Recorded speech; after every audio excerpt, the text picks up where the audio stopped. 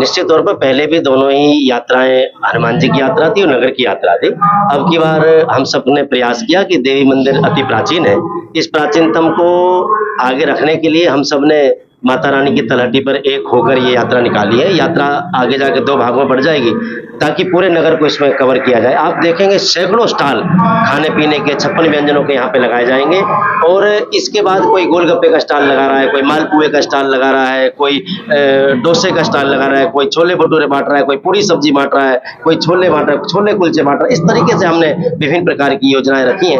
आप देखेंगे कि हरियाणा में यह यात्रा इतिहास लिखेगी। निश्चित तौर पर यहाँ जहाँ हम सब लोग होंगे वहाँ साधु संतों का भी आगमन यहाँ होगा। पूज्य स्वामी ज्ञानानंद जी महाराज, पूज्य दाऊ जी महाराज, पूज्य दयानंद सरस्वती जी महाराज, पूज्य अरुणदास जी महाराज, पूज्य कांता देवी जी महाराज, सभी संत महात्मा भी इस यात्रा में हम सबको आशीर्वाद देने के पधार रहे हैं।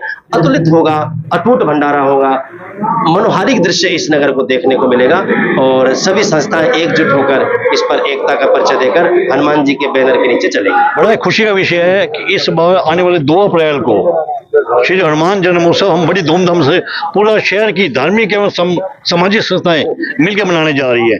इसी पावन प्रांगण में जहां हम खड़े हैं, देव मंदिर के पावन प्रांगण में, यहीं से ही शुरू करेंगे यात्रा को ठीक 1 बजे। शहर की कोई भी संस्था ऐसी नहीं जो यहाँ मौजूद नहीं होगी, सभी का साझा प्रोग्राम है। यहीं से पूरा संत समाज यहाँ उपस्थित रहेगा, उनके सानिध्य में, उनके आशीर्वाद से ये यात्रा निकलेगी। पूरी यात्रा को हमने यहाँ से एकत्रित होकर स्वागत इकट्ठे जाएंगे, उसको हमने उसको 2 भागों में बांटा है ताकि उसका पर्पज एक ही है कि कोई भी बाजार वंचित न रह पाए। एक यात्रा मेन बाजार से होती हुई पूरे शहर को कवर करना, एक यात्रा सलारगंज गेट से मेन बाजार की तरफ होती हुई अवधाम की तरफ जाएगी। दूसरी इंसार चौक से सलारगंज गेट से इंसार चौक, पचंगा बाजार, अमन चौक से होते हुए काशी के मंदिर तक जाएगी। पहले 2 यात्रा निकलती थी, इस बार एक यात्रा, वो भी 2 नहीं थी, लेकिन कहीं ना कहीं लोगों के मन में शंका थी, इस बार हमने वो भी दूर कर दी है। जो पावन ध्वज आ रहे हैं उनकी जानकारी दे दीजिए। हम हमेशा हर साल हनुमान जन्म उत्सव से पहले सलासर धाम जाते हैं, वहां से ध्वज लेके आते हैं पूजित करवा के, और संदूर भी वो भी हम लोगों को फ्री बांटेंगे। उसके बाद यात्रा में वो ध्वज लेके चलना पड़ेगा, उसके बाद वो ध्वज अपने घरों को ले जाके इस्तेमाल कर सकते हैं। ऐसा है कि पानीपत में हनुमान जन्मोत्सव पानीपत का एक साझा आयोजन है। पिछले 1 दशक से एक पानीपत का ये आयोजन है जो सारी पानीपत की संस्थाएं मिलकर बनाती हैं। उसी श्रृंखला में इस बार पानीपत में एक भव्य विशाल यात्रा श्री अवधाम हनुमान जन्मोत्सव समिति और श्री हनुमान जन्मोत्सव समिति, जो पानीपत की समस्त संस्थाओं ने मिलकर यहाँ पर निकालने जा रहे हैं। देवी मंदिर के प्रांगण में एक विशाल आयोजन, अभूतपूर्व, अद्वितीय, पहली बार जो होने जा रहा है। वहां से ये शोभा यात्रा चलेगी और बाजार के विभिन्न भागों में इसके 2 पार्ट करके और पूरे नगर में ये शोभा यात्रा भ्रमण करेगी। अपने आप में अद्वितीय है, वर्णनीय है और इसका कोई सानी नहीं है। पूरा पानीपत एक साथ इस यात्रा को देखेगा और हमारा आग्रह है कि पूरा पानीपत इस यात्रा में आए। वेद जी इसके लिए बहुत मेहनत कर रहे हैं, पूरी दिन रात मेहनत कर रहे हैं। मेरे साथी कृष्ण रेवड़ी जी, रमेश माटा जी, आप सब लोग इसके लिए, सतबीर गोयल जी मेहनत कर रहे हैं। मेरा निवेदन पूरे नगर की जनता से है कि माँ के गर्भ में भी जो बालक है वो भी हनुमान जी की हाजिरी लगाए। क्या व्यवस्था रहेगी? व्यवस्था तो क्या बताएं आपको, मतलब आप देखें कि भक्ति से भरपूर होगी, ऐश्वर्य से भरपूर होगी, खान पान से भरपूर होगी, आतिशबाजी होगी, सुगंध से भरपूर होगी, फूलों से भरपूर होगी। भगवान जी के 2 ध्वज यहाँ सर चढ़ेंगे। एक ध्वज मेहंदीपुर जाएगा, एक ध्वज सालासर जाएगा। व्यक्ति अपने मनोकामना का धागा उस पर बांधेगा और वो हम आगे हनुमान जी के चरणों में चढ़ाएंगे। और इतना कुछ होने वाला है, इतना कुछ होने वाला है। जो फेम ब्रांड्स हैं पानीपत के खाने पीने के, वो अपने अपनी सेवाएं यहाँ पर निःशुल्क दे रहे हैं। जो देश के बड़े ब्रांड्स हैं वो अपनी खान पान की सेवाएं दे रहे हैं।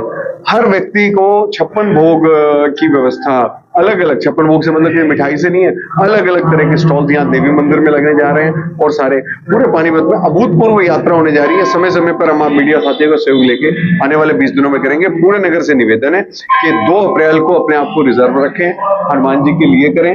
और इस प्रकार बहुत सारे आह्वान हैं जो आज पूरे नहीं किए जा सकते। अगले 20 दिन हम आपके साथ रहेंगे। विकास जी, मॉल टाउन में अब नई यात्रा निकल रही है, सीएम कैंप वाले कह रहे हैं हम अपनी यात्रा, क्या आपके नॉलेज में है? ऐसा कि हमारी अभी नॉलेज में नहीं है, लेकिन क्या था कि जब हनुमान जन्मोत्सव मैंने पहली बार यहाँ पर पानीपत में मनाने की बात की थी तो सबने कहा था कि नहीं, हनुमान जी की जयंती नहीं है ये।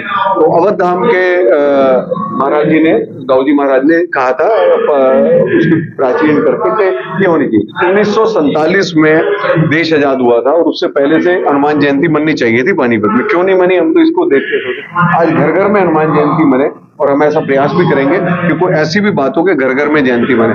अगर छोटी छोटी संस्थाएं, छोटी छोटी यात्राएं अपने क्षेत्र में निकाल रही हैं तो उनका स्वागत है और उनसे निवेदन भी है कि जो बड़े समारोह हैं बाद में उनको उसमें सम्मिलित।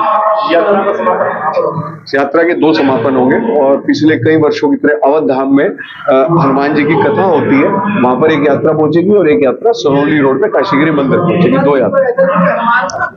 देखिए, आज एक बहुत ही अच्छा दृश्य देखने को मिला।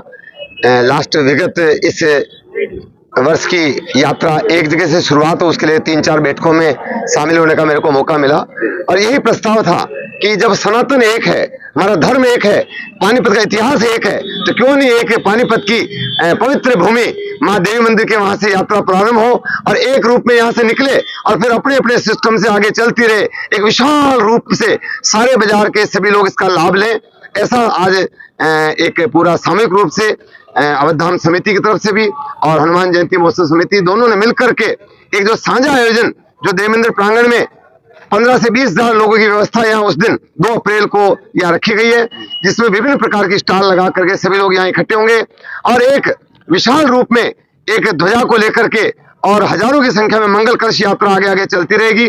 तो इस तरह का एक आज जो सभी पानीपत की धार्मिक सामाजिक संगठन यहाँ एकत्रित थे, एक बहुत अच्छा संदेश पूरे पानीपत को जाएगा, जो पानीपत में ही नहीं पूरे राज्य और देश भर में एक संदेश इतना विशाल जाएगा कि पानीपत में वाकई जो सोच लेती है संस्थाएं वो करके दिखाती है, ऐसा एक आदर्श बनेगा।